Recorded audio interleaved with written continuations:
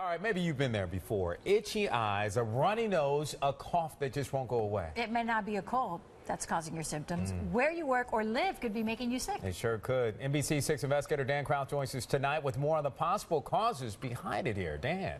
Yeah, Jackie and Joanne, some doctors are calling this a silent epidemic, one that takes time, research, and the right tools to find out if it's affecting you.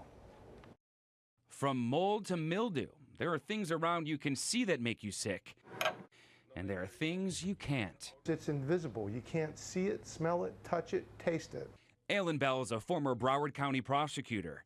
He's used to getting to the bottom of crime cases, but he had a difficult time solving his own medical mystery. And started going to the doctors, and they said, well, it's just a cold. It'll get better. But it didn't. It actually got worse. Did anyone ever tell you that you were crazy for feeling that way? They questioned psychological components of it, but when it ultimately morphed into grand mal seizures, there's no faking that. Months later, he says he discovered the new building he was working in at the time was making him sick.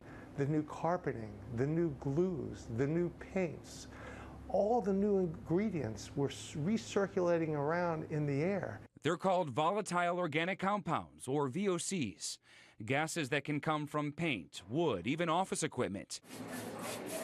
They can have short and long-term effects on your health. And what I discovered is that I wasn't alone. The Environmental Protection Agency calls it sick building syndrome, and estimates are that 3 in 10 new or remodeled buildings may have it. Issues with indoor air quality, people complaining about everything from chest tightness to muscle aches.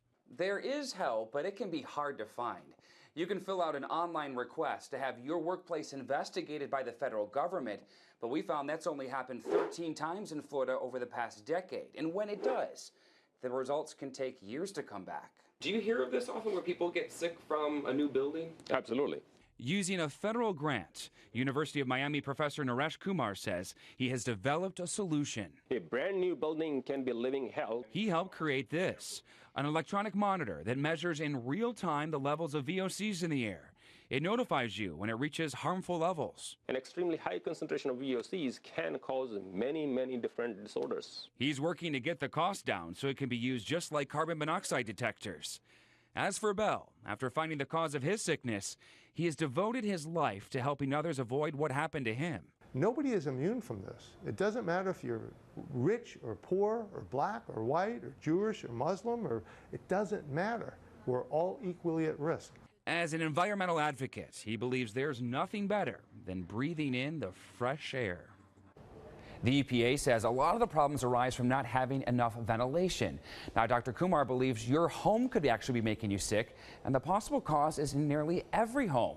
Tonight at 11, I'll have more on what could be getting you sick, how the way South Florida is actually built that could be contributing to it, and a first-of-its-kind study being done right here in South Florida about it.